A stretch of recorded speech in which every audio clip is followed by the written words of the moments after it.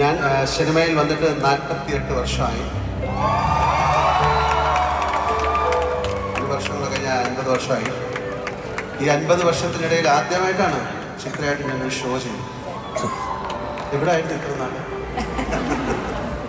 എന്തായാലും ഞാൻ പക്ഷേ കാണുന്ന എപ്പോഴല്ല. ഞാൻ എന്നെ സ്കൂളിൽ പഠിക്കുമ്പോൾ, ഞാൻ മോഡൽ സ്കൂളിൽ പഠിക്കുന്ന സമയത്ത് ഞാൻ വഴുതിക്കാട് നിന്നാണ് ബസ് കയറി പോകുന്നത്. ഇവിടെ നടക്കും. അപ്പോൾ ഞാൻ കണ്ടിട്ടുണ്ട് അതൊരു പച്ച പാവാടയും ഒരു വെള്ള ഷർട്ടൊക്കെ ഇട്ട് സ്കൂളിൽ പോകുന്ന കുട്ടിയാണ്. സത്യമായിട്ട് നുണയല്ലേ?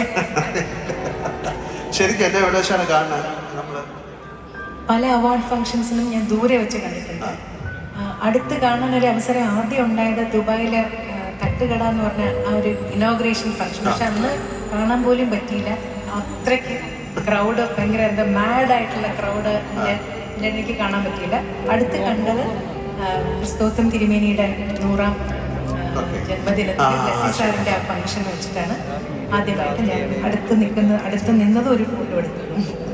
എന്തായാലും ഒരുപാട് സന്തോഷം. ഞങ്ങൾ ട്രിവാൻഡ്രത്ത് ഞങ്ങളുടെ വീട്ടിൻ്റെ അടുത്താണ് താമസിക്കുന്നത്. പക്ഷേ ഞാൻ എൻ്റെ ഏത് സിനിമയിലാണ് ആദ്യം പാടിയതെന്ന് ഓർമ്മയുണ്ടോ? എനിക്ക് മാമാട്ടിക്കുട്ടിയമ്മ. അത് ചെറിയ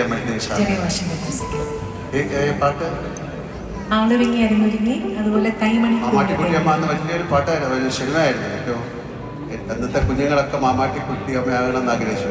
ആ പാട്ടൊന്ന് ഞങ്ങൾക്ക് വേണ്ടി ഒന്ന് പാടാം.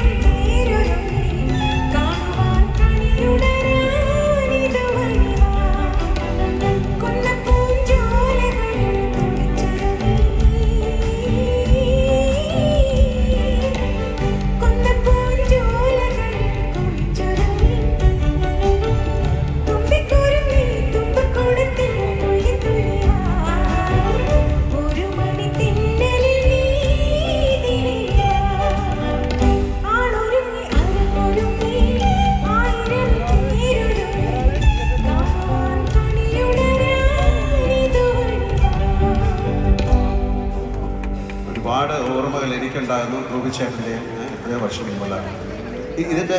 ഇത് ആദ്യമായിട്ട് ട്രിവാൻഡ്രത്ത് തരങ്ങിണി സ്റ്റുഡിയോയിൽ പാടിയതാണ്. ട്രിവാൻഡ്രത്ത് റെക്കോർഡ് ചെയ്ത പാട്ടാണ്. ഞാൻ എവിടെയോ വായിച്ചിട്ടുണ്ട്.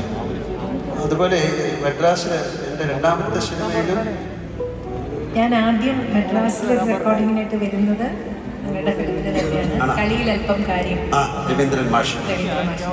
അതിൽ എല്ലാം നല്ല പാട്ടുകളായിരുന്നു. മനതാരിലെന്നും ചിത്രയുടെ പാട്ട് ഞാൻ ഓർക്കുന്നു. ഞാൻ ഇന്നും ആ പാട്ട് ഞാൻ കണ്ടു. ഞാൻ വെറുതെ യൂട്യൂബിൽ കണ്ടായിരുന്നു. മനോഹരമായ പാട്ട് അല്ലേ? പാടാം.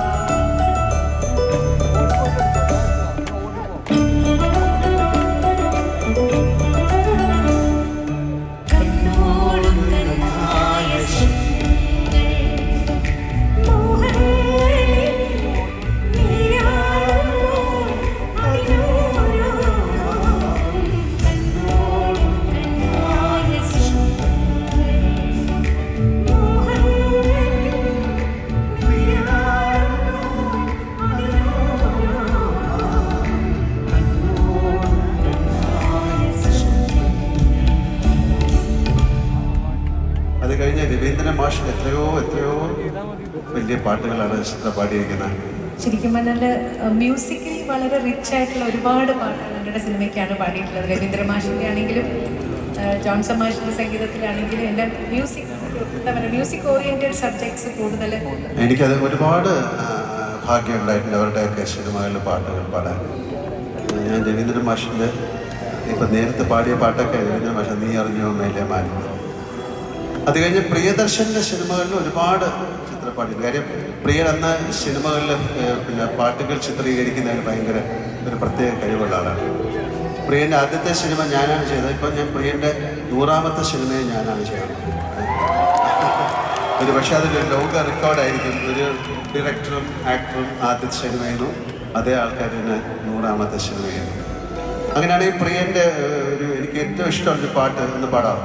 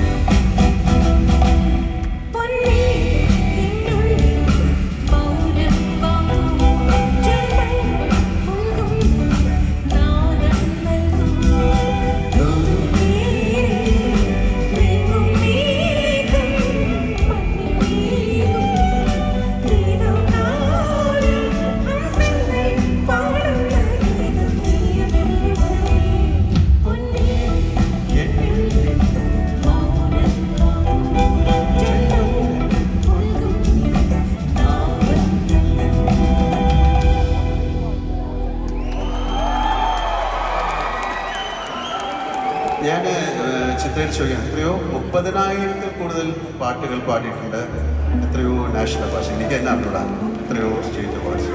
ഏതെങ്കിലും ഒരു പഴയ, അല്ലെങ്കിൽ ഞാൻ ഒരു സിനിമ കാണുമ്പോൾ പല ചോദിക്കും, ഇങ്ങനത്തെ ഒരു റോള് ലാലിന് ചെയ്യണമെന്ന് ആഗ്രഹം ഉണ്ടായിരുന്നു. അതുപോലെ ഏതെങ്കിലും ഭയങ്കരമായി പാടിയ ഒരാളുടെ പാട്ടുകൾ രണ്ടാമത് പാടണമെന്നൊക്കെ തോന്നിയിട്ടുണ്ടോ? എൻ്റെ ഏറ്റവും ഇപ്പോഴത്തെ ഇൻസ്പിറേഷൻ തീർച്ചയായിട്ടും ജാനകിയമ്മ തന്നെയാണ്. ജാനകിയമ്മയുടെ ഒരുപാട് പാട്ടുകൾ ഞാൻ സ്റ്റേജുകളിൽ പാടാറുണ്ട്. എൻ്റെ മനസ്സിൽ എൻ്റെ അമ്മയുടെ സ്ഥാനവും ഒരു ഗുരുവിൻ്റെ സ്ഥാനവും കൊടുത്തിട്ടുള്ളതാണ് ജാനകിയമ്മയ്ക്ക്. അപ്പം ജാനകിയമ്മയുടെ പാട്ടുകൾ പലതും പാടാറുണ്ട്. എനിക്ക് ഒരുപാട് ഇഷ്ടമുള്ളൊരു പാട്ടാണ് എന്നിഷ്ടം നിന്നിഷ്ടം, കണ്ണൂർ രാജൻദാസിൻ്റെ കണ്ണൂർ രാജൻ ഇളം മഞ്ഞിൻ കുളി. ഇളം മഞ്ഞിൻ, അതെ, അത് പാടാം.